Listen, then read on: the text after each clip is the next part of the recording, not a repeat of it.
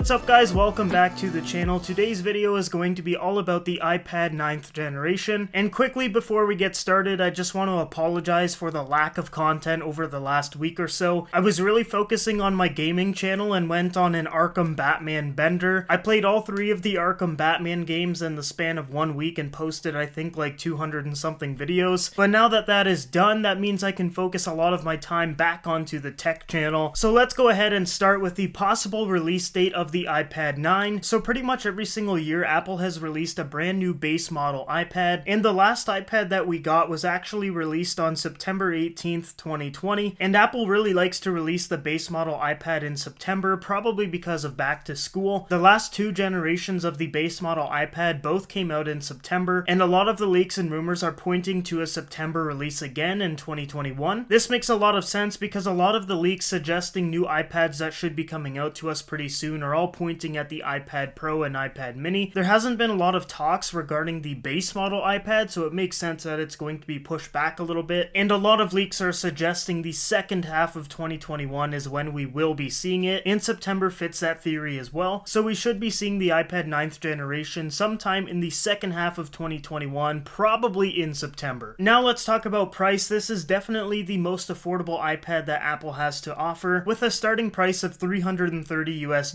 it definitely makes it accessible to a lot of people, and releasing it in September allows people to get this iPad near Christmas time, because this is one of Apple's best sellers around Christmas time. And I should know, I actually worked at an Apple store for 2 Christmas seasons, and people go crazy for the base model iPad, so it makes a lot of sense they release it in September. The students go and buy it if they need it, and then it's also released in time for Christmas gifts. And a few leakers are actually suggesting that we'll see a price drop, so instead of $330 you should be expecting to pay $300, which that's pretty exciting if this does happen, because then it's going to be even more accessible for a lot of people. But even if that price drop doesn't happen, the base model iPad is still the most affordable iPad on the market. And a little hack for you, you can actually get it for that decreased price no matter what because of educational pricing. So like I said, I used to work at the Apple store, and a ton of people would get the discount just by going on the website and going to the very bottom and hit shop for education. You don't have to put any credentials to prove that you're actually a student or anything, and you can just get a decreased price on the iPad. So there's a little hack for you guys. Now let's talk about the display. So it doesn't look like it's going to get mini LED like a ton of rumors are suggesting for like the iPad Pro and iPad mini, which is to be expected because this is the base model iPad. It's not really going to have all the bells and whistles, but it looks like we might be getting a design change to look similar to the iPad Air or iPad Pro, which will slim down the bezels a little bit and also make the screen a little bit bigger. The current iPad has a 10.2-inch display, and it looks like we should be getting a 10.5, so a little bit of a difference. It's not really going to be like super noticeable, of course, but it is something to note. I'm just really excited for the redesign of the actual iPad itself, because it looks like Apple really wants that unison design between all of its tablets, and right now the base model iPad and the iPad mini are the only ones that don't have the new design, and they really stick out like a sore thumb. But we've got to be realistic on the channel as well, because we could be seeing a design that looks pretty much the exact same as the current iPad that's on the market right now. There's been a ton of leaks and rumors saying it's going to be a new design, but it could always just be slimmer bezels and still keep the home button in the old design. I'm hoping that's not the case, but it's definitely a possibility. But other than the actual design, it looks like we should be getting an A13 processor inside, which is the same chip that the iPhone 11 lineup currently uses, and it's definitely going to be a nice upgrade from the A12 that's in the 8th generation right now. And going back to the design change, that means that the home button will most likely be gone, and there's rumors of the iPad adopting the Touch ID on the power button that the iPad Air has right now. It looks like the iPad mini is going to get that, so it definitely makes sense that the iPad will adopt it as well. I just think it's more practical, and it also allows for a much better design, because the home button just looks really dated, you know? So that's essentially everything that's floating around the internet right now. I'm sure other things like increased battery life, a better camera, and all that kind of stuff is going to be coming along with the iPad 9 as well. Normally those specs aren't really a night and day difference or anything. Like for example, the battery life on the current iPad is around 10 hours, and for the iPad 9 it's probably going to be like 10 and a half, maybe 11. Nothing really substantial, but I am really hoping for an upgraded camera system, because a lot of people want to get this iPad for, you know, FaceTime and video calls, because a lot of people are working from home, and the current iPad's front-facing camera is not very good at all. And quickly, a few other things. It looks like the iPad 9 is still going to be Lightning, no USB-C, and probably no power block. stock because Apple doesn't like to include it with pretty much anything nowadays. So just a quick recap right here. So we are looking at a 10.5-inch iPad, an A13 or A13 Bionic chip, 4 gigs of RAM, a thinner and lighter design with Touch ID starting at around $299 US. A little bit of a price drop, but like I said, if you guys do want a discount on your iPads, just go to Shop for Education at the very bottom of Apple's website and you can get yourself a sweet little discount. But yeah, that's pretty much it for the video, guys. I hope you enjoyed it. I know a lot of people are really looking forward to this iPad because like I said, it's the most affordable. So if you're someone who uses it for really casual use, this is definitely the one to pick up. But yeah, that's it for the video. I hope you enjoyed it. If you did, make sure you like and subscribe. Also, if you're interested in gaming content, make sure you go check out the gaming channel. It's literally just Austin Gaming, super easy to remember. And other than that, thanks again for watching. I hope you guys all have a great day, and I will see you guys in the next video.